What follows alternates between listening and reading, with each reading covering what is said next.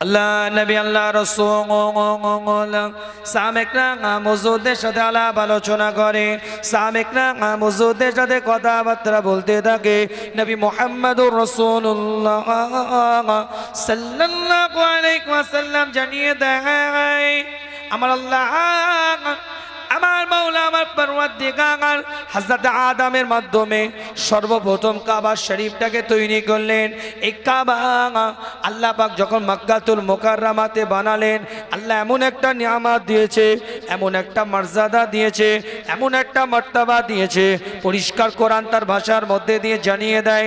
সূরাতুল আল ইমরানটা খুলে দেখেন, ৩য় নম্বর সূরা ৯৬-৯৭ নম্বর আয়াতের মধ্যে আমার আল্লাহ আমার মাওলা আমার পরওয়ারদিগার পরিষ্কার করে জানিয়ে দেয়, ইন্না আউওয়ালা বাইতি উদিয়া লিন-নাস আল্লাযী বিবাক্কাতা মুবারাকাও ওয়া হুদাল লিল আলামিন। আমি বলি না, কোরআন জানিয়ে দেয়, আল্লাহ পরিষ্কার করে জানিয়ে দিচ্ছে, নিশ্চয় এটাই হচ্ছে প্রথম ঘর যেটা মানুষদের জন্য আমি আল্লাহ নির্ধারণ করে দিলাম। অল্প সময় একটু সহযোগিতা করে, একটু আওয়াজ বাড়াতে হবে, একটু জোরে বলা যাবে না, চিৎকার দিয়ে বলা যাবে না। কোরআন কি বলছে? ইন্না আউওয়ালা বাইতি উদিয়া লিন-নাস, এটাই হচ্ছে প্রথম ঘর। আউয়াল, এটাই হচ্ছে প্রথম ঘর যেটা আমি আল্লাহ মানুষদের জন্য নির্ধারিত করেছি। মানুষদের জন্য এটাকে আমি আল্লাহ আমি মাওলা আমি পরওয়ারদিগার নির্ধারণ করে দিলাম। শুধু এটুকু নয়, পরিষ্কার কোরআন আবার জানিয়ে দেয় আল্লাযী বিবাক্কাতা, এটা কোন জায়গায় অবস্থিত, কোন জায়গায় এই ঘরটা আছে, কোন স্থানটায় ঘরটা আছে সেটাও কোরআন জানিয়ে দেয়। এটা বাক্কাতে আছে, এটা মক্কাতে আছে, এটা মক্কা শরীফের মধ্যে আছে।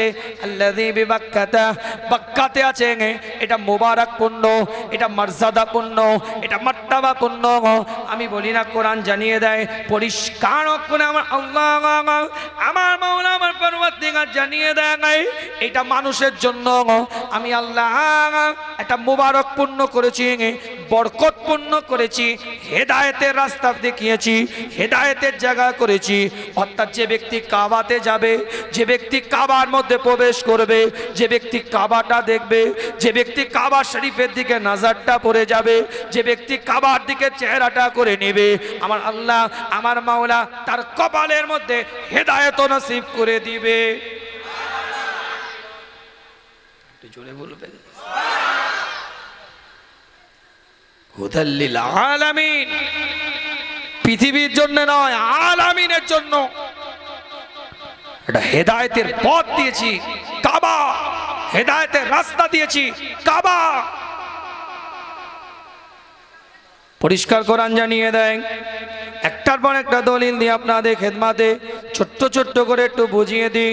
রাসূলের হাদিসের মধ্যে এসেছে, আল্লাহ নবী মুহাম্মদুর রাসূলুল্লাহ সাল্লাল্লাহু আলাইহি ওয়াসাল্লাম জানিয়ে দেয়, আল্লাহর তরফ থেকে সর্বক্ষণ সর্ব অবস্থায় ওই কাবা শরীফটার মধ্যে আল্লাহর রহমতটা বর্ষণ হতে থাকে, আল্লাহর রহমতটা পাতিত হতে থাকে, আল্লাহর রহমতটা বর্ষিত হতে থাকে। 120টা আল্লাহর রহমত বর্ষণ হয়, 120টা আল্লাহ পাক নিয়ামত বর্ষণ করে। 60টা নিয়ামত আল্লাহ পাকে কাবা বাইতুল্লাহ যারা তাওয়াফ করে, এই তাওয়াফকারীদের জন্য আল্লাহ 60টা নিয়ামত দান করে। তারা তাওয়াফ করতে থাকে মাকামে ইব্রাহিমের ভিতর দিয়ে, মাকামে ইব্রাহিমের বাইরে দিয়ে, মাহতাফের মধ্যে দিয়ে, হজরে আসওয়াদটাকে চুম্বন দিয়ে যখন কাবা শরীফটাকে তাওয়াফ করতে থাকে, একবার তাওয়াফ করে আল্লাহ একটা করে গুনাহ ক্ষমা করতে থাকে, মাফ করতে থাকে। একটা চক্কর সে শেষ করে, দ্বিতীয় চক্করটা শেষ করে, এরকম তৃতীয়, চতুর্থ, পঞ্চম, ষষ্ঠম, সপ্তম, 7টা চক্কর শেষ করার পরে একটা তাওয়াফ হয়ে যায়। এই তাওয়াফটা আদায় যখন করে আমার আল্লাহ নবী মুহাম্মদুর রাসূলুল্লাহ সাল্লাল্লাহু আলাইহি ওয়াসাল্লাম জানিয়ে দেয়, এক তাওয়াফে আমার আল্লাহ ওই বান্দার জীবনের সব গুনাহগুলোকে আমার আল্লাহ ক্ষমা করে দেয়। জোরে বলবেন, হেদায়েতের রাস্তা, পথ প্রদর্শকের রাস্তা, রাস্তা দেখাবার জায়গা। নেয়ামতপূর্ণ জায়গা। আমি বলছি না কোরআন জানিয়ে দেয় পরিষ্কার করে, প্রত্যেকটা পয়েন্টের উপর একটু আলোচনা করি আপনাদের খিদমাতে, একটুখানি বোঝার চেষ্টা করেন। এই তাওয়াফটা যখন শেষ করেন, তাওয়াফ শেষ করার পরে মাকামে ইব্রাহিমকে সামনে রেখে কাবা শরীফের দিকে মুখ করে 2 রাকাত নামাজ আদায় করতে হয়। কি ভাই কথা জানেন আপনারা? কেউ গেছেন উমরা হজে? এরকম মানুষ তো আলহামদুলিল্লাহ গেছেন। কি বলছে কোরআন দেখেন, ফিহি আয়াতু বাইয়িনাতুম মাকামু ইব্রাহিম। এই যে মাকামে ইব্রাহিম নামক একটা জায়গা আছে, এটা আল্লাহর একটা নিদর্শন। এই মাকামে ইব্রাহিম নামক জায়গাটাকে সামনে রেখে যারা তাওয়াফ করে, তাওয়াফের পরে সেটা সোজাসুজি দাঁড়িয়ে কাবা শরীফটাকে সিজদা করতে হয়। এই মাকামে ইব্রাহিম নামক জায়গায়, এই যে জায়গাটায় আল্লাহ একটা নিয়ামত দিয়েছিলেন, হযরত ইব্রাহিম আলাইহিস সালামের জন্য জান্নাতের একটা পাথর আল্লাহ দিয়েছিলেন। ইব্রাহিম আলাইহিস সালামের যুগে কোনো ক্রেন ছিল না, ইব্রাহিম আলাইহিস সালামের যুগে কোনো অ্যাক্সেলেটার সিঁড়ি ছিল না, ইব্রাহিম আলাইহিস সালামের যুগে কোনো মই ছিল না। যখন কাবা শরীফটাকে ইব্রাহিম আলাইহিস সালাম তামির করছে, কাবা শরীফটাকে ইব্রাহিম আলাইহিস সালাম তৈরি করছে, কাবা শরীফটাকে ইব্রাহিম আলাইহিস সালাম বানাচ্ছে, যখন হাতের নাগালের বাইরে চলে গেল, উঁচু জায়গায় এবার কাজ করতে হবে। আমার আল্লাহ, আমার মাওলা, আমার পরওয়ারদিগার জান্নাতি একটা পাথর দিলেন। ইব্রাহিম আলাইহিস সালামকে বললেন দাঁড়িয়ে যাও। আল্লাহর হুকুমে জান্নাতি পাথরটা মোমের মতন গলে গিয়ে ইব্রাহিম আলাইহিস সালামের পায়ের নকশায় পরিণত হয়ে গিয়েছিল। বিশ্বাস না হলে গুগলে সার্চ করেন, মাকামে ইব্রাহিম লিখেন, ইউটিউবে সার্চ করেন। এখন তথ্য ছাড়া কথা বলা যাবে না, আপনার হাতেই তো আপনি তথ্য নিয়ে বসে আছেন।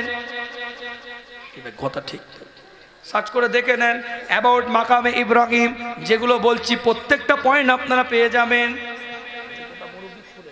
নিচে খুলে দেন আদব আছে।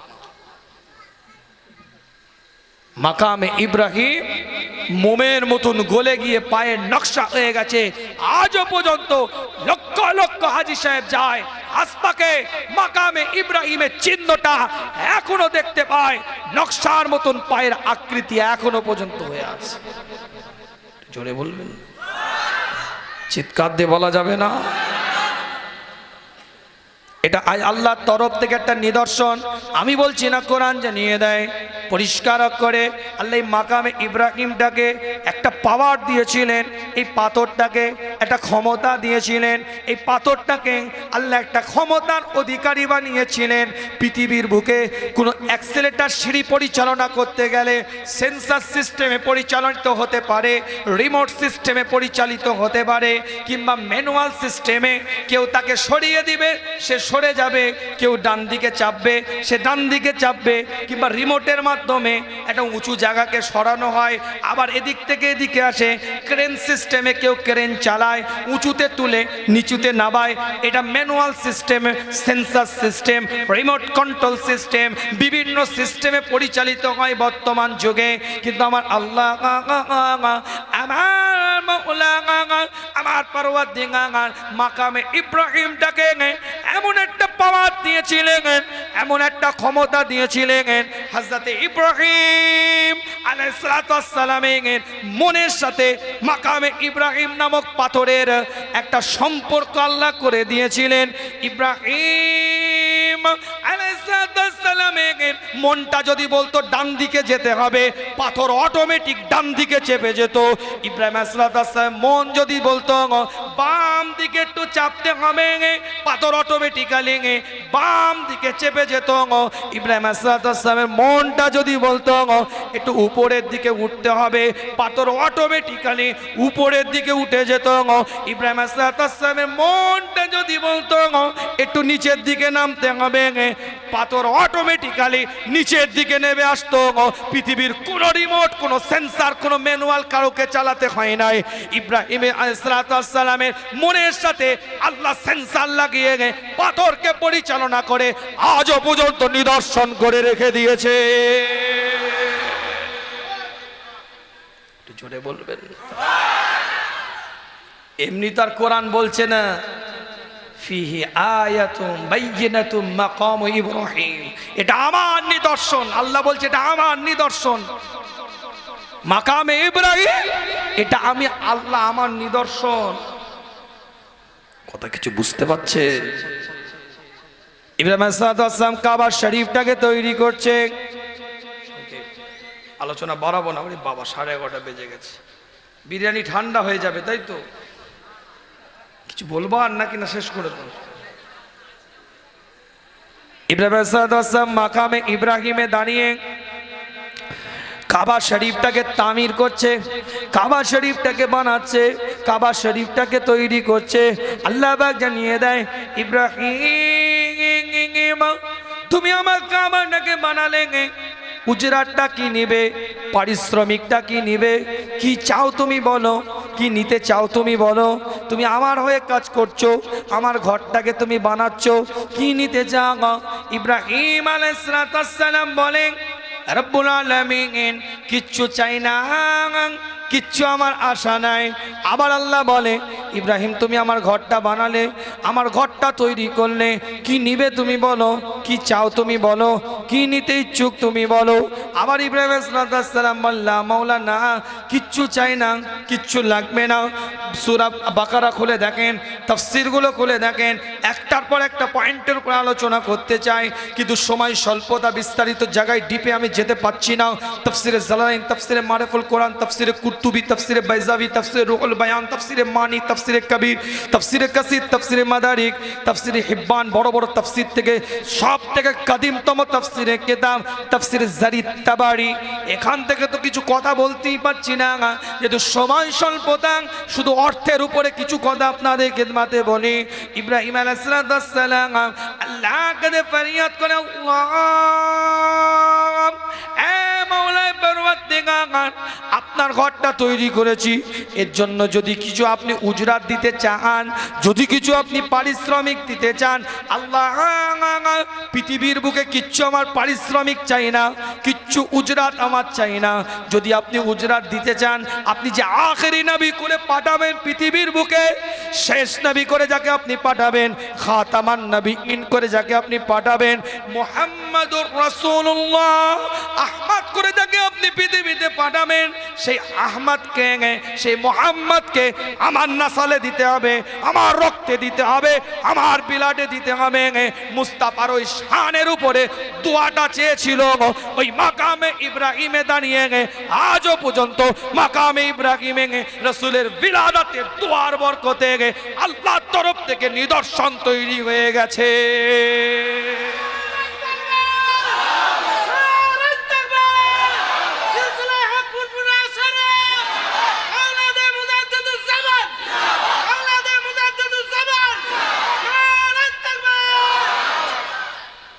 হুজুরের বিলাদাতের দোয়া, আপনি যে আখেরি জামানার নবী করে যাকে পাঠাবেন, আপনার কাবা বানিয়েছি, এটা যদি উজরাত কিছু দিতে চান, উজরাত মানে পারিশ্রমিক, আপনার বাড়িতে যদি কেউ কাজ করে, সে রাজমিস্ত্রি হোক, ছুতোর মিস্ত্রি হোক, মার্বেল মিস্ত্রি হোক, টাইস মিস্ত্রি হোক, যে মিস্ত্রি কাজ করে, কাজ করার জন্য আপনাকে কিছু পারিশ্রমিক দিতে হয়, তার আপনার প্রত্যেক দিনের একটা রোজ আছে, সেটা দিতে হয়। ইব্রাহিম আলাইহিস সালাম কার কাজ করছে? কথা বলে, কার কাজ করছে? ওই ঘরটার মালিক কে? ওই প্রথম ঘরটা যে তৈরি করেছে তার মালিক কে? কাজ করছে কার? তাহলে আল্লাহই তো উজরাতটা দিবে। আল্লাহ বলছে ইব্রাহিম নিবে কি? বানাচ্ছ, কষ্ট করছো, মেহনত করছো, চাও কি? বললো প্রথমে চাই না, তারপরে আল্লাহ যখন জোর করছে কি নিবে বলো? ইব্রাহিম বলছে যদি উজরাত দিতে হয়, আখেরি জামানার নবীকে আমার নাসালে দিতে হবে। কিতাবে এসেছে ইব্রাহিম আলাইহিস সালামকে নাসালে শুধু আমার রাসূল আসে নাই, ইব্রাহিম আলাইহিস সালামের চেহারার সাথেও আমার রাসূলের চেহারার অনেকটা সাদৃশ্য ছিল, সম্পর্ক ছিল, চেহারার মিল ছিল। আমার রসুলের মতন কেউ নয়, কিন্তু অনেক সময় চেহারার একে অপরের মিল থাকে না। তো কোনো নবীর সাথে যদি আপনার আমার রসুলের চেহারার মিল থাকে, সেটা ইব্রাহিম আলাইহিস সালামের সাথে আমার রসুলের চেহারাটা কিছুটা মিল ছিল। দোয়া কবুল করেছে। মাকামে ইব্রাহিম নিদর্শন পূর্ণ হয়ে গেছে, মর্যাদা পূর্ণ হয়ে গেছে, মার্তাবা পূর্ণ হয়ে গেছে, নিয়ামত ওয়ালা হয়ে গেছে, মর্যাদা ওয়ালা হয়ে গেছে। আজ কান খুলে দাও, ইয়ালামলাম পার করবে, জুল হুদাইফা পার করবে, জাতুল ইরক পার করবে। এগুলো কি বলেন তো? মিকাত। এগুলো পার করবে। শরিয়াতের বিধান বলছে টুপি খুলে দাও, পাগড়ি খুলে দাও, জুব্বা খুলে দাও, আচকান খুলে দাও, আবা খুলে দাও, জামা খুলে দাও, পায়জামা খুলে দাও, সব খুলে দাও, দুটো সেলাইবিহীন কাপড় পরে নাও। এ কথা বলতে হবে। কি পড়তে হয়? এহরাম। ওটা কি? দুটো সেলাইবিহীন কাপড়। কোথা থেকে এলো? হঠাৎ করে নাজিল হয়ে গেল নাকি? না, মাকামে ইব্রাহিমটায় দাঁড়িয়ে ইব্রাহিম আলাইহিস সালাম দোয়া করছে। মাকামে ইব্রাহিমটায় দাঁড়িয়ে ইব্রাহিম আলাইহিস সালাম আল্লাহর কাছে ফরিয়াদ করতে থাকে, আল্লাহর কাছে দোয়াটা মাংতে থাকে। সেই সময় যে পোশাকটা ইব্রাহিম আলাইহিস সালামের গায়ের মধ্যে ছিল, সেই পোশাকটা হচ্ছে দুটো কাপড়, সেলাইবিহীন কাপড়। একটা গায়ের উপরের অংশে লাগানো ছিল, আর একটা হচ্ছে নাভি থেকে হাঁটুর নিচে পর্যন্ত সতরটা ঢাকার জন্য লুঙ্গির মতন ব্যবহার করেছিলেন। এই দুটো কাপড় পরিধান করে আল্লাহর কাছে দোয়া চেয়েছে। মাকামে ইব্রাহিমে দাঁড়িয়ে আমার আল্লাহর ওই ইউনিফর্মটা পছন্দ হয়ে গিয়েছে। আমার নবীর দুনিয়াতে বিলাদাতের দোয়াটা এই পোশাকে পরে করেছিস, এই ইউনিফর্মটাই নিয়ে করেছিস। ইব্রাহিম, তোর ইউনিফর্মটাই কিয়ামত পর্যন্ত যত মানুষ আমার দরবারে লাব্বাইক বলে আওয়াজ দিবে, আমি এমনি লাব্বাইক নেব না, তোর ইউনিফর্মটা পরে আসতে হবে, তোমার পোশাকটা পরে আসতে হবে, তবে আমি লাব্বাইকটা কবুল করব। তাই তো নাকি? এই কথা বলেন না কেন? সংক্ষিপ্ত আলোচনা বিদায় নেব আপনাদের খিদমাতে, চলে যাব আপনাদের খিদমাত থেকে। আলোচনা বোঝার চেষ্টা করেন। সূরাতুল আল ইমরান থেকে দুটো আয়াতের উপরে কথা বলতে চেয়েছিলাম। পরিষ্কার করে কোরআন জানিয়ে দেয়, ওমান দাখালাহু কানা আমিনা। যারা এখানে প্রবেশ করলো, যারা এখানে ঢুকে গেল, তারা শান্তি পেয়ে গেল, তারা সালামত হয়ে গেল, তাদের আর কোনো চিন্তা নাই, তাদের আর কোনো ভয় নাই, তারা শান্তি হয়ে গেল। কেউ তাদেরকে অ্যাটাক করবে না, তাদের নিরাপত্তার দায়িত্ব খোদা আল্লাহ নিয়ে নিল। আল্লাহ বলছে এখানে ঢুকে গেলে নিরাপত্তার দায়িত্ব আমি নিলাম। এটা আমার এরিয়া, আমার ঘরে এসেছে, আমি নিরাপত্তা। আল্লাহ সব জায়গায় নিরাপত্তা নিবে, ওখানটা খাস ব্যাখ্যা আবার ভুল দিবেন না। তাহলে এখানে আল্লাহ নিরাপত্তা নিবে না? আল্লাহ নাহনু আকরাবু ইলাইহি মিন হাবলিল ওয়ারিদ, এখানেও নিরাপত্তা নিবে, কিন্তু ওই জায়গাটার খাস এটা প্রমাণ করার জন্য আল্লাহ বলছে এখানে চলে এলে নিরাপত্তা আমার হয়ে। জোরে বলবেন না, এটা চিৎকার দিয়ে বলা যাবে না। বানওয়াটি আলোচনা আপনাদের খিদমাতে নয়, পরিষ্কার করে আপনাদের কাছ থেকে বলতে চাই, আপনি মিনাতে যাবেন 8 তারিখে, মিনাতে উপস্থিত হবেন, ফজরের নামাজটা পড়ে মিনার দিকে রওনা দেওয়া সুন্নাত। জাওয়াল ওয়াক্তের আগে মিনাতে আপনাকে প্রবেশ করতে হবে। 5টা ওয়াক্তের নামাজ আপনি ওখানে আদায় করবেন। জোহর পড়বেন, আসর পড়বেন, মাগরিব পড়বেন, ঈশা পড়বেন। ফজরের নামাজটা আপনি আদায় করে আবার গুটি গুটি পায়ে আপনাকে আরাফার দিকে এগিয়ে যেতে হবে। গুটি গুটি পায়ে আপনি আরাফার দিকে এগিয়ে যাবেন। হজের 4-3টে ফরজ, এহরাম পরা, ওই পোশাকটা পরা হচ্ছে হজের জন্য ফরজ। দ্বিতীয় নাম্বার উকুফে আরাফা করা, আরাফা জমিনটায় উপস্থিত হওয়া, এটা হজের ফরজ। আর তৃতীয় ফরজ হচ্ছে তাওয়াফে জিয়ারাত, শেষে তাওয়াফ করতে হয় কাবা বাইতুল্লাহটাকে। এই তাওয়াফে জিয়ারাত করাটা হজের একটা ফরজ। হজের 6টা ওয়াজিব আছে, আমি ওদিকে যাচ্ছি না, সময় স্বল্পতা, একটু ছোট্ট করে আপনাদের খিদমাতে বলি। 9 তারিখে জিলহজ মাসের 9 তারিখে আপনাকে আরাফাতে যেতে হবে। ঠিক নামাজ হয়ে যাবে ফজরের, গুটি গুটি পায়ে আপনাকে আরাফাতে যেরকম পরিবেশে নিয়ে যাবে আপনাকে আরাফাতে চলে যেতে হবে। সারাটা দিন আরাফা জমিনে কাটাতে হবে, যেটাকে উকুফে আরাফা বলা হয়। এই আরাফা জমিনটা আপনাকে থাকতে হবে। এই আরাফা জমিনে থেকে আল্লাহর কাছে দোয়া চাইতে হয়, আল্লাহর কাছে ফরিয়াদ করতে হয়, আল্লাহর কাছে দোয়া মাংতে হয়, আল্লাহর কাছে দোয়াটা চাইতে হয়। আল্লাহর নবী মুহাম্মদুর রাসূলুল্লাহ সাল্লাল্লাহু আলাইহি ওয়াসাল্লাম জানিয়ে দেয় পাকের বান্দাগুলো, আল্লাহ পাকের বান্দিগুলো যখন আরাফাত জমিনে দাঁড়ায়, আরাফাত জমিনে উপস্থিত হয়ে যায়, আল্লাহ ফেরেশতাদেরকে ডাকে, দেখ বান্দাগুলোকে দেখ, এই ফেরেশতাগুলোকে ডাকে, দেখ বান্দাগুলোকে দেখ, সব কিছু ত্যাগ করে দিয়েছে, সব কিছু বাদ দিয়ে দিয়েছে, সব কিছু ছেড়ে দিয়েছে, সব কিছু ছেড়ে দিয়ে সব কিছু বাদ দিয়ে চুলগুলো দেখ কেমন উস্কো খুস্কো, দাড়িগুলো দেখ কেমন ময়লা, চুলে কত নোংরা, দেখ দুটো কাপড় পরে কিভাবে আমার দরবারে দোয়াটা চায়, কিভাবে আমার দরবারে দোয়াটা মাঙে। আমি আল্লাহ এই আরাফাত জমিনে যারা এসেছে তাদের জীবনের সব গুনাহগুলোকে আমি আল্লাহ মাফ করে ধুয়ে মুছে পরিষ্কার করে আমি আল্লাহ মাসুম বাচ্চা বানিয়ে দিলাম। যারাই আরাফায় গেছে তারাই ক্ষমা প্রার্থী, যারাই আরাফায় গেছে তাদের সব গুনাহ মাফ হয়ে গেছে, যারাই আরাফাতে গেছে তাদেরকে আমার আল্লাহ মাফ করে দিয়েছে। এটা আমার আল্লাহর ওয়াদা। এমন হুজুরের হাদিসে এসছে যে আরাফাতে গেল, যে আরাফাতে উপস্থিত হলো, যে আরাফাতে উকুফ করলো, যদি সে মনে মনে ভাবে আল্লাহ আমার গুনাহ মাফ করে নে, আল্লাহ আমাকে ক্ষমা করে নে, আমি তো এত গুনাহ করেছি, এত খাতা করেছি, এত পাপ করেছি, এত নোংরামি করেছি, এত বাজে কাজ করেছি, আল্লাহ আমাকে মাফ করে নাই, এটা মনে করাটাও একটা হতভাগার কাজ, এটা হতভাগার কাজ। আল্লাহ রসুল বলছে এটা যে মনে করবে সেও হতভাগা। কেন আল্লাহ সবাইকে এই দিনে ক্ষমা করে দেয়, বাড়িতে যখন আসে মাসুম বাচ্চা বানিয়ে রাখে। জোরে বলবেন না, চিৎকার দিয়ে বলা যাবে না। আরাফা থেকে আপনাকে ওই রাত্রিরে মাগরিবের নামাজটা না পড়ে মাগরিবের ওয়াক্ত পর্যন্ত বিলম্ব করে আপনাকে গুটি গুটি পায়ে আগিয়ে যেতে হবে। সেই জায়গাটার নাম হচ্ছে মুজদালিফা। সেখানে গিয়ে এশার মাগরিব একই আজানে 2 একামাতে আদায় করতে হবে। এটা শরীয়তের বিধান।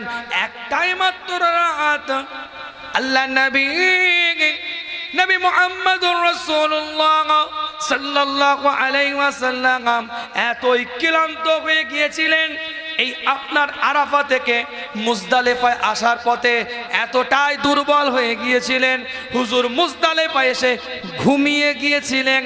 হুজুর আর উঠেন না, একবারে ফজরের ওয়াক্তে উঠেছিলেন। একটাই রাত হুজুরের 63 বছরের জীবনে একটাই রাত, যে রাত্রিরে হুজুর তাহাজ্জুদের নামাজ আদায় করেন না, সেই রাতটা হচ্ছে মুজদালিফার রাত। যে রাত্রিরে হুজুর ওখানে গিয়েছেন, ঘুমিয়ে গিয়েছেন। তাই মুহাদ্দিসিন ইকরামরা বলছে মুজদালিফায় গিয়ে ঘুমিয়ে থাকাটাও বড় ইবাদত। একটাই রাত যে হুজুর ওই রাত্রিরে তাহাজ্জুদের নামাজ পড়েন। সাহাবা হুজুরদেরকে প্রশ্ন করেছিলেন কেন তুললে না? হুজুর এতটাই ক্লান্ত লাগছিল আপনাকে আমরা তুলতে সাহস পাই। কথা বুঝতে পারছেন? ওই জায়গায় মুহাদ্দিসিনরা বলছে হুজুর ওখানে ঘুমিয়েছে, ওই জায়গায় ঘুমিয়ে থাকাটা বড় ইবাদত। জোরে বলেন। হুজুর আরাফাতে নামাজ পড়ে নে, মাগরিবের নামাজ আদায় করে নে, ওই জায়গায় নামাজ না পড়াটাই ওয়াজিব। জোরে বলেন। তাই তো নাকি না ভুল বলছি কথা? আল্লাহ পাক কবুল করেন, সকলে বলেন আমিন। আলোচনা তাহলে বুঝে নেন, দিন বুঝুন।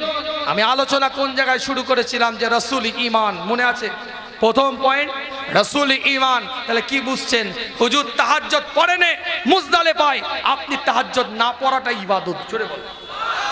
হুজুর আরাফাতে মাগরিবের নামাজ পড়েন, আপনার কাজা করাটাই বড় ইবাদত। জোরে বলেন। নবী তো ইবাদত, নবীর কর্মই তো ইবাদত। এই কথা বলে না কেন? কি ব্যাখ্যা ভুল হচ্ছে নাকি? আমরা সকলেই জানি যে আরবি বছরের এটা হচ্ছে প্রথম মাস, তাই তো নাকি? আল্লাহ পাক কোরআন শরীফের মধ্যে পরিষ্কার জানিয়ে দিয়েছেন একটা বছরকে আল্লাহ 12টা ভাগে ভাগ করেছে। একটা বছর, আমি এবারতে যাচ্ছি না যেহেতু সময় স্বল্পতা, আমি খুব সংক্ষেপে পয়েন্টে আলোচনা করতে চাইছি। একটা বছরকে আল্লাহ 12টা ভাগে ভাগ করে দিয়েছেন। সেই 12টা ভাগের মধ্যে আরবাআতুন হুরুম, 4টে মাসকে আল্লাহ নিষিদ্ধ মাস করেছেন। সেই নিষিদ্ধ মাসের মধ্যে একটা মাসের নাম হচ্ছে মুহররম, যেটা আরবি বছরের প্রথম মাস হিসাবে বিবেচিত হয়েছে। আজকে একটুখানি আপনাদের খিদমতে বলি যে মুহররম মাসটা কেন প্রথম মাস হিসাবে বিবেচনা করা হলো, তারপরে আলোচনার দিকে আগিয়ে যাব।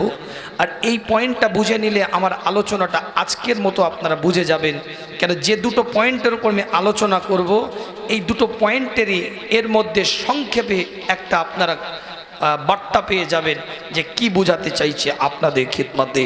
আল্লাহ নবী, আল্লাহ রসুল হুজুরে পাক সাল্লাল্লাহু আলাইহি ওয়াসাল্লামের ইন্তেকালের পরে ইজমায়ে সাহাবা হয়েছিল, সাহাবা হুজুরদের মধ্যে একটা ইজমা হয়েছিল যে আরবি মাসের প্রথম মাস হিসাবে কোন মাসটাকে বিবেচনা করা হবে। কেউ কেউ বললেন রমাদান মাস, শাহর রমাদানুল্লাযী উনজিলা ফীহিল কুরআন, আল্লাহ কোরআনকে এই মাসে নাজিল করেছে।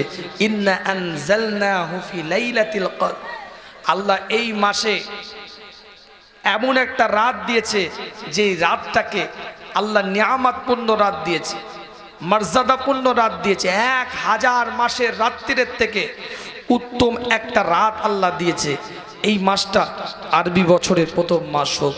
কেউ উলামা হাজরাতরা আপনার সাহাবা ইকরাম হুজুররা মত পোষণ করলেন যে না, এই মাসটা নয়, আরবি বছরের প্রথম মাস হিসাবে রবিউল আউয়ালকে রাখা হোক। কেন হুজুরের মাস, এই মাসটা কি বিবেচনা করা, বিভিন্ন মত আসে, কিন্তু ইজমায়ে সাহাবাদের একটা মত পোষণ করা হয় যে মুহররম মাসটাকে আরবি মাসের প্রথম মাস হিসাবে বিবেচনা করা হবে।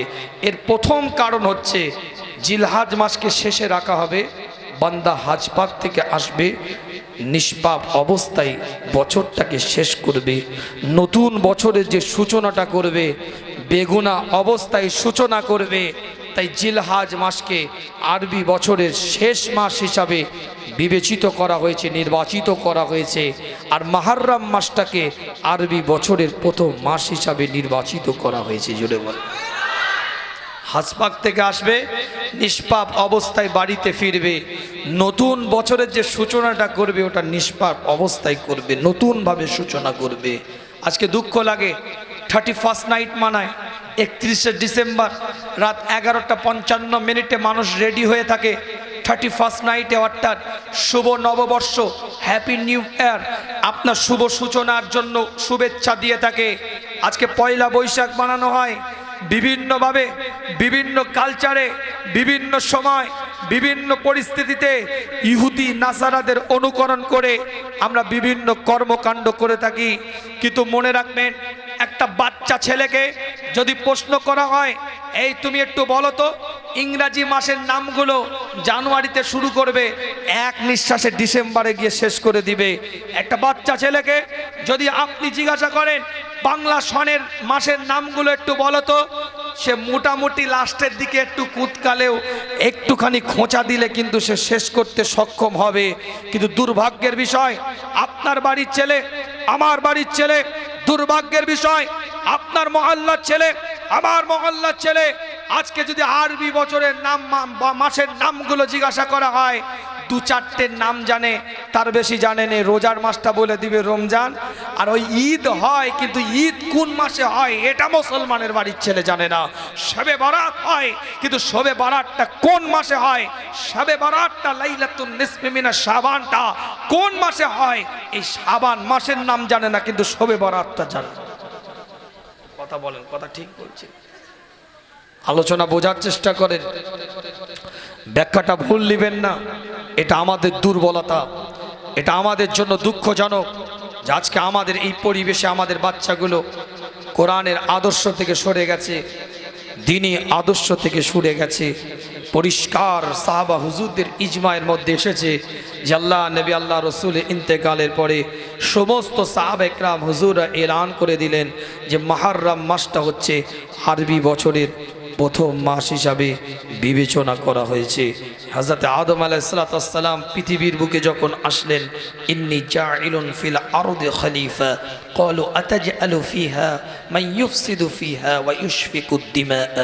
পরিষ্কার কোরআন এসেছে, আল্লাহ বলছে আমার একজন প্রতিনিধিত্ব করে দুনিয়াতে পাঠাতে চাই।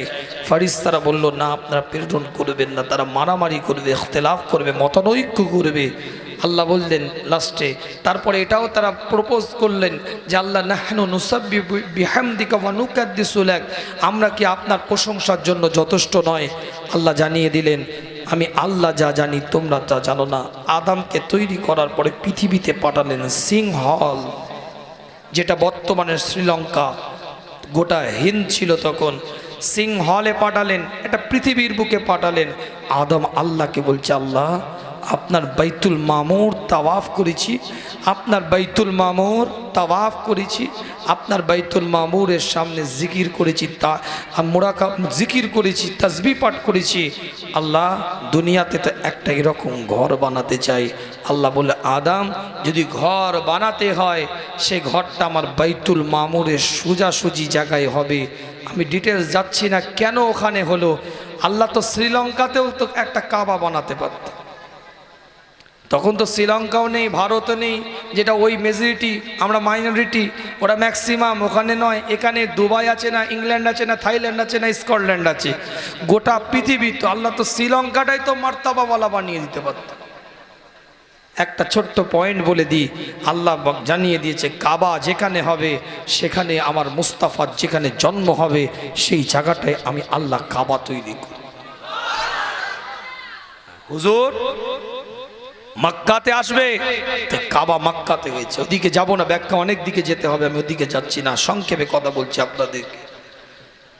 এখান থেকে গিয়ে কাবা শরীফ ওখানে বানাবে, কাবা তৈরি হয়ে গেছে। আপনি আপনার রসুলের সম্মান ইজ্জত তাজিমের কথা বলবেন। পৃথিবীর ইতিহাসে আজ পর্যন্ত সুস্থ মস্তিষ্কের মানুষ নবীর বিরোধিতা করতে পারেনি। যারা করেছে সব পাগল ছাগল, তার কাটা। আমার কথা কিছু বুঝতে পেরেছি? মস্তিষ্ক বিকৃতির ফল। সুস্থ মস্তিষ্কের মানুষ রাসূলের সম্মান দিয়েছে, ইজ্জত দিয়েছে, তাজিম দিয়েছে, আল্লাহ কবুল করেছেন। সেই নবীর সম্মানের মাহফিলের মধ্যে বসে কিছু দরুদ ও সালাম পাঠ করার সুযোগ আল্লাহ করে দিয়েছেন। খুব আবেগ ভরা দরদ নিয়ে ভালোবাসার সাথে নবীর উপরে সালাতুস সালাম পাঠ করেন। আবেগ ভরা দরদ নিয়ে ভালোবাসার সাথে নবীর উপরে দরুদ ও সালাম পাঠ করেন। খুব দরদ নিয়ে পড়েন, আল্লাহুম্মা সাল্লি আলা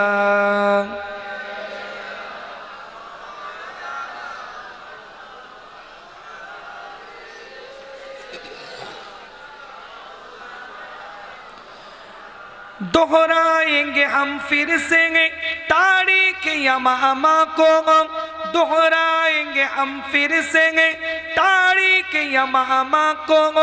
इश्क नबी है क्या बतलाएंगे दुनिया को, दोहराएंगे हम फिर से तारीख यमामा को।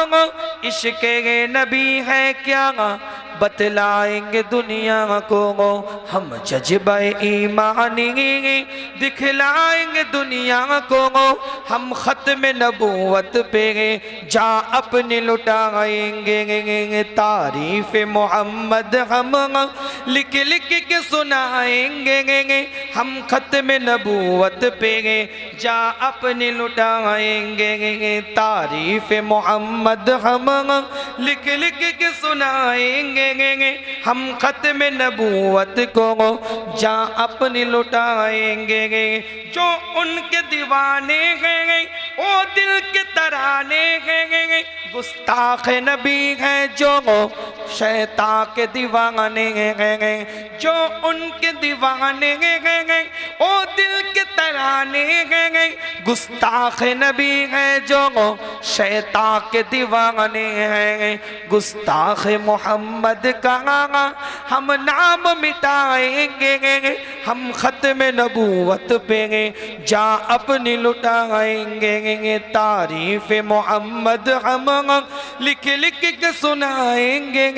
हम खत्म नबूवत पे जा अपनी लुटाएंगे। तारीफ मोहम्मद हम लिख लिख के सुनाएंगे। हम खत्म नबूवत पे जा अपनी लुटाएंगे। यारान वफा तुम एक तारीख रकम कर लो। यारान वफा तुम एक तारीख रकम कर लो। तूफान से टकराना पुख्ता अज़म कर लो। दज्जाल नवाजों का हम तख्त गिराएंगे हम खत्म नबूवत पे जा अपनी लुटाएंगे। জোরে বলবেন না, জোরে বলা যাবে না, চিৎকার দিয়ে বলা যাবে না। নিজের জানটা যতক্ষণ আছে মুস্তাফার খতমে নবুয়ত ততক্ষণ জিন্দা করার জন্য আমরা প্রস্তুত থাকব। নিজের কলিজাটা দিয়ে নবীর সম্মান ইজ্জত তাজিমের উপরে আমরা সর্বক্ষণ সর্ব অবস্থায় ওই জায়গাটাই দাঁড়িয়ে থাকব। গুনাহগার এবছর হাসপাকে গিয়েছিলাম, 13 তারিখে ফিরেছি আমি। হুজুরের দরবার আলাদা মহল, সরকারে কায়নাতের দরবার আলাদা মহল। দিলে হালচাল তৈরি হয়ে যাবে, অন্তরটা বলবে। নবীর দরবারে যখন আপনি দাঁড়াবেন, হায়াতুন নবী, জিন্দা নবী ওখানে ঘুমিয়ে আছে আলামে বারজাকের হায়াতে। হুজুর নির্দারা যাচ্ছে। আল্লাহকে হাজের নাজের জেনে বলছি, 3টে কোরআনের আয়াত এখনো পর্যন্ত মসজিদে নববীতে হুজুরের দরবারে 3টে কোরআনের আয়াত এখনো পর্যন্ত দেওয়া আছে। এত কোরআনের আয়াত আছে, যে কোনো আয়াত তো ওখানে দিতে পারত, কিন্তু না, 3টে কোরআনের আয়াতই রসুলের শানের উপরে, মর্যাদার উপরে, মর্তবার উপরে। সরকারে কায়নাতের সামনে যখন আপনি সালামটা দিবেন, আসসালাতু ওয়াসসালামু আলাইকা ইয়া রাসূলুল্লাহ, আসসালাতু ওয়াসসালামু আলাইকা ইয়া হাবিবাল্লাহ, আসসালাতু ওয়াসসালামু আলাইকা ইয়া শাফিউল মুজনিবিন, আসসালাতু ওয়াসসালামু আলাইকা ইয়া রাহমাতাল লিল আলামিন, আসসালাতু ওয়াসসালামু আলাইকা ইয়া খাতামান নবিয়্যিন। আপনি যখন সালামটা দিবেন, খোদার কসম করে বলছি, সেই কানটা নিয়ে যদি নবীর দরবারে দাঁড়াতে পারেন, সেই কানটা নিয়ে শোনার যোগ্যতা সম্পন্ন কানটা নিয়ে সরকারে কায়নাতের দরবারটা যদি দাঁড়াতে পারেন, আপনি নিজের কানে শুনতে পাবেন আল্লাহ রসুল আপনার সালামের উত্তর দিচ্ছে। সেই কানটা তৈরি করতে হবে। কি ভাই, কথা ঠিক না? সব কিছু আপনি শুনতে পান, কানে যদি কালা হন মেশিন লাগাতে হয় না ভাই? কি কথা বলেন না? সব ঠিক আছে, কানে হেডফোন দিয়ে রেখে দিয়েছে, আপনারটা শোনে না হেডফোনেরটা শোনে? আপনার কথাটা সে শুনতে পায় না, হেডফোনের আওয়াজটা সে শুনতে পায়। সিস্টেম এটাই। সেই মিশনারি সিস্টেমটা তৈরি করে নিয়ে গেলে রসুলের দরবারে আপনি যতবার সালাম দিবেন, আধ্যাত্মিক কানে ততবার আপনি সালামের উত্তরটা পাবেন। জোরে বলুন। একজন তাবি বলছে, ইয়াজিদ 3 বছর রাজত্ব করেছে। কামবাক্ত ইয়াজিদ, নালায়েক ইয়াজিদ। এটা মুহররম চলে এলো, আজকে 1 তারিখ, 10ই মুহররম। 3 বছর ইয়াজিদ রাজত্ব করেছে, ডেঞ্জারাস 3টে কাজ করেছে। 3 বছরে, প্রথম বছরে ইমাম হুসাইনকে শহীদ করে, দ্বিতীয় বছরে মদিনাতুল মুনাওয়ারা 3 দিনের জন্য হালাল করে দেয়, আর তৃতীয় বছরে কাবা শরীফের গিলাফটায় আগুন লাগিয়ে দিয়েছিল। কামবাক্ত ইয়াজিদ, নালায়েক ইয়াজিদ 3 বছরে 3টে ডেঞ্জারাস কাজ করে। যে দ্বিতীয় বছরে মসজিদে নববীর বুকে, যখন মসজিদের সংলগ্ন জায়গায় মদিনা শরীফ 3 দিনের জন্য হালাল করে দিয়েছিল, একজন তাবিঈ আমার রসুলের মেম্বারের কাছে গিয়ে লুকিয়েছিলেন, কিতাবের লিখছেন পরিষ্কার করে, আমি 3 দিন মসজিদে নববীর মেম্বারে লুকিয়েছিলাম।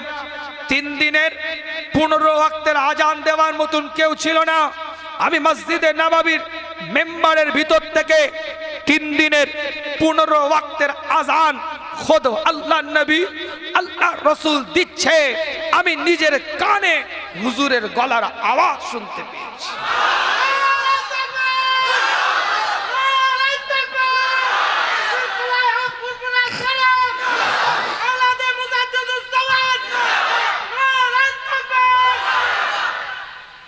আল্লাহ আমাদের সকলকে সহি বুঝদান করেন, সকলে বলেন আমিন। কিছু কথাবার্তা হবে তো নাকি? না বিরিয়ানির গন্ধ নাকে চলে এসেছে? শোনার ইচ্ছা আছে তো? কে কে শুনবেন একটু হাত তুলেন, কেন সাবজেক্ট তো অনেক রকম হয়ে আছে। কি ভাই, কথা ঠিক না? এক তো মুহররম, আবার হাসবাগ থেকে এসেছি, কাবা শরীফের সম্মান ইজ্জতের কথা বলাটাও আমার দায়িত্ব। বিভিন্ন রকম পয়েন্টের উপরে আলোচনা দাঁড়িয়ে আছে, আল্লাহ আমাদের সকলকে সহি বুঝদান করেন, সকলে বলেন আমিন। এটা তাকবীরের ধ্বনি শুনতে চাই, নারে তাকবীর। জাজবা নিয়ে হাল নিয়ে কি অবস্থা, এই কুতা আওয়াজ দিচ্ছে না, দিল খুলে বলেন নারে তাকবীর, নারে তাকবীর। সিলসিলায়ে ফুরফুরা শরীফ मसला के मुजद्दिद ज़मान, नारे तकबीर। मुझको पिला दे इश्क का जाम, तू आका और मैं हूँ गुलाम। मुझको पिला दे इश्क का जाम, तू आका और मैं हूँ गुलाम।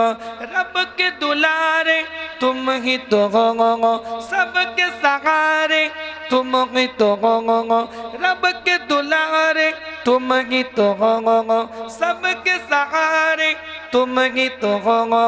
आए नबी जितने दुनिया में सबसे प्यारे तुम ही तो हो।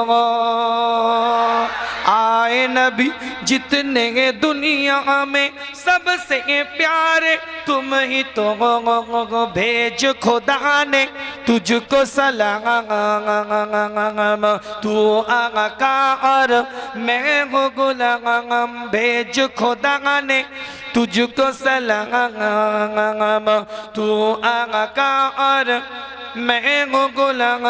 मुझको पिला दे इश्क का जाम, तू आका और मैं हूँ गुलाम।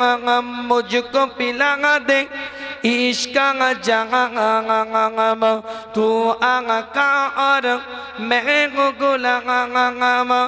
डूबा सूरज वापस पलटे और सजर आ जाए चल के। डूबा सूरज वापस पलटे और सजर आ जाए चल के। तुम जो कहो ओ हो जाए, पल में क्या से क्या हो जाए। अल्लाह ही जाने तेरा मकान,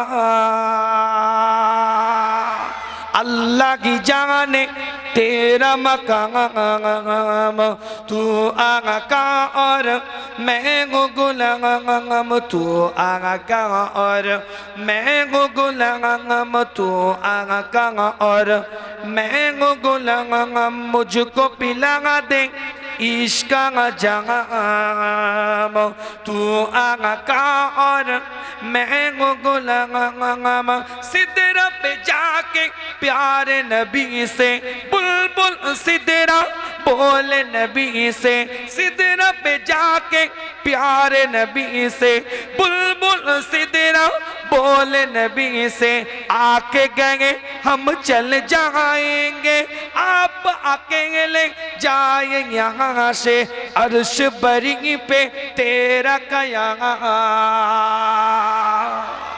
अर्श बरी पे तेरा कयाम। तू आका और मैं हूँ गुलाम, तू आका और मैं हूँ गुलाम। मुझको पिला दे इश्क का जाम, तू आका और मैं हूँ गुलाम। अल्लाहुम्मा सल्ली अला।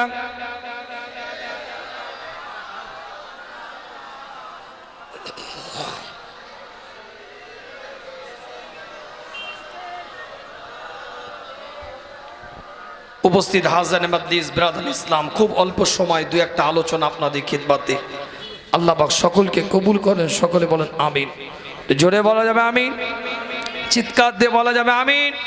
বিদায় নিয়ে আপনাদের খিদমত থেকে গুনাহগারের জন্য দোয়া করবেন। সংক্ষেপ কিছু কথা আপনাদের কাছে বলেছি, আলোচনা করতে গেলে অনেক রেফারেন্স টেনে কথা বলতে হয়, সময় স্বল্পতা, আমি বাড়াবো না আলোচনা। না ওরকম করলে হবে না।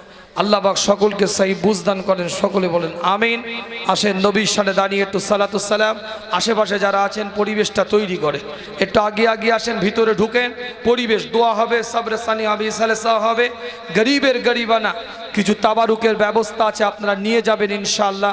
সেরকম পরিবেশ করেছে আমার ভাইয়েরা, দুই এলাকার মানুষ খুব ভালোবাসে, মাশাআল্লাহ সুন্দর পরিবেশ হয়েছে। আসেন নবীর সামনে দাঁড়িয়ে একটু সালাতুস সালাম পাঠ করি।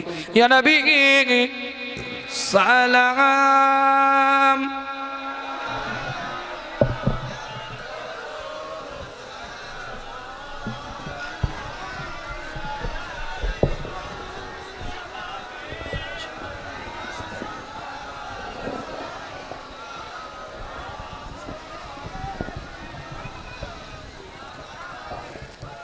একটু আগে আসেন, অনেক তো খালি জায়গা আছে, একটু পিছনে মানুষ সুযোগ পাবে, একটু আগে আসে, পরিবেশটা একটু তৈরি করে।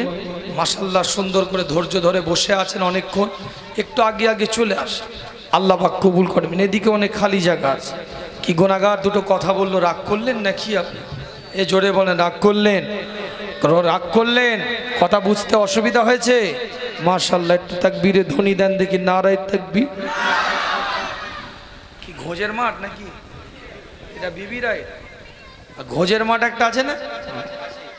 মাশাআল্লাহ মাশাআল্লাহ, বিবি রাইটের মানুষ, মোহাব্বতের মানুষ, আওয়াজ এরম কেন? হ্যাঁ, ইমানি জজবা থাকবে, হাল থাকবে। কি আওয়াজ দিল দেখলেন না? আওয়াজ মনে নেই, কথা বলে না। একটা মহিলা তো আপনার বাড়ির মা বোন, তো আমার বাড়ির একটা মা, তো একটা বোন, তো আওয়াজ দিল গোটা পৃথিবীতে। আওয়াজটা গোটা পৃথিবীর মানুষের অন্তরে জায়গা করেছিল না, করে না? অনেকে মনে করি ফেসবুক, ইন্টারনেট, সোশ্যাল মিডিয়া, এই যে মিডিয়া চ্যানেলরা আছে, এরা অনেক কাজ করছে, ভালো দিক, বিশাল কাজ করছে। আগে আপনার কি বলে, ইউটিউব খুললে গান পাওয়া যেত, আগে ইউটিউব খুললে সিরিয়াল পাওয়া যেত, সিনেমা পাওয়া যেত। এখন ইউটিউব খুললে বক্তাদের ওয়াজ পাওয়া যায়, গজল পাওয়া যায়, এটা ভালো দিক। কিন্তু আবার কিছু আবার অসৎ চরিত্রের মানুষ ঢুকে পড়েছে, কথা ঠিক না? হ্যাঁ, কাক চুন মেখে বক্সে যে কিছু ঘুরছে, কিছু ব্যাকা টাইপের লেজওয়ালা ঘুরছে, যারা শুধু দিন শরিয়াত ইসলামের জন্য খেদমত করে না। যদি দিন শরিয়াত ইসলামের জন্য খেদমত করে, তাদের ভাইরালও হবে, সাবস্ক্রাইবও বাড়বে, ভিউয়ার্সও বাড়বে, টিআরপিও বাড়বে, সবই বাড়বে, আর আল্লাহর দিকেও ঠিক থাকবে, আল্লাহর দিকেও বাড়ি হবে। আর কিছু অসৎ চরিত্রের মানুষ ঘুরে বেড়ায়, উল্টো পাল্টা থাম্বল তৈরি করে, উল্টো পাল্টা আপনার কি বলে নোংরা ফটো লাগিয়ে বক্তাদের ওয়াজের ভাইরাল করার জন্য কিছু নোংরামি করে থাকে। এদের থেকে সাবধান থাকবেন, এদেরগুলো বয়কট করতে হবে, নাহলে কাবিরা গুনাহ হয়। কি কথা বুঝতে পারছে? বক্তা ওয়াজ করছে আর একটা নোংরা পোস্টার লাগিয়ে দিয়েছে পাশে। উরি বাপরে, যুবক ছেলের মাথা খারাপ, দেখি কি বলছে, হুজুর কি মেয়ে নিয়ে ঘুরছে নাকি? এরম মেয়ের ছবি কেন দেখছে, ভাইরাল হচ্ছে। কি ভাই, কথা ঠিক?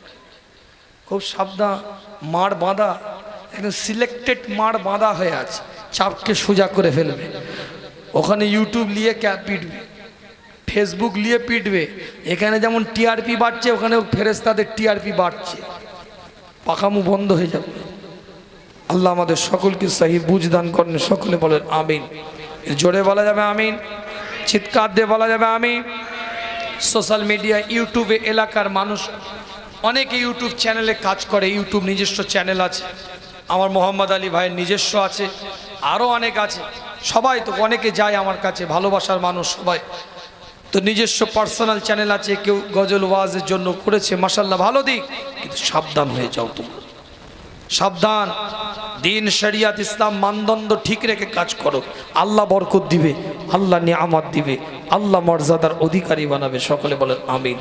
তো যে কথা বলছিলাম, এই মুস্কান খানের ব্যাপারে কিছু ইউটিউব চ্যানেল, কিছু সোশ্যাল মিডিয়া, কিছু ফেসবুকে দেখছিলাম লিখছে যে মুস্কান খান আল্লাহু আকবার শব্দটাকে গোটা পৃথিবীতে ভাইরাল করেছে। তাহলে এর আগে আল্লাহু আকবার শব্দটা কেউ জানতো না মনে হয়? এরকম লেখা হয়েছে না হয়নি? মুস্কান খান আল্লাহু আকবার শব্দটাকে পৃথিবীর বুকে ভাইরাল করলো, মুস্কান খান ফেটিয়ে ফেললো। কত রকম ভাইরাল, কত রকম কথা।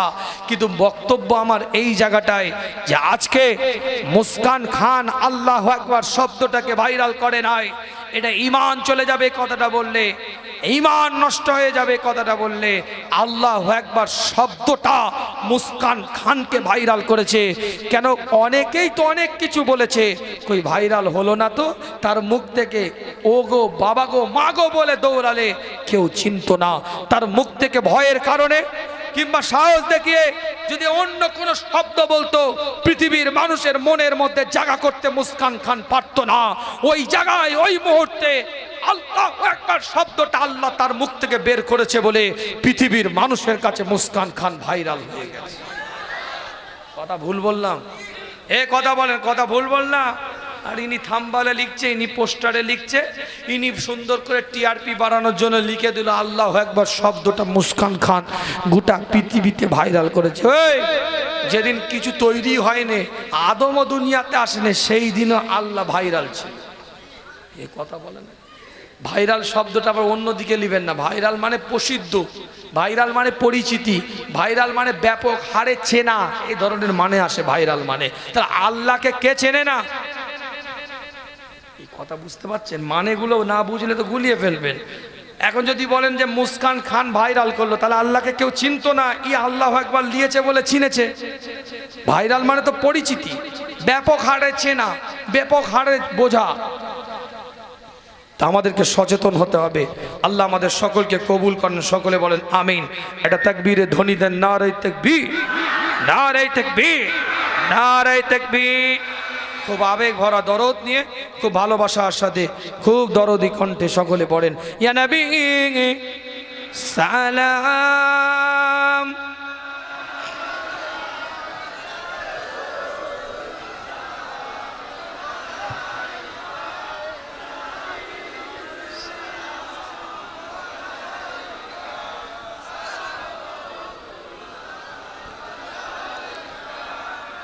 रहमतों के ता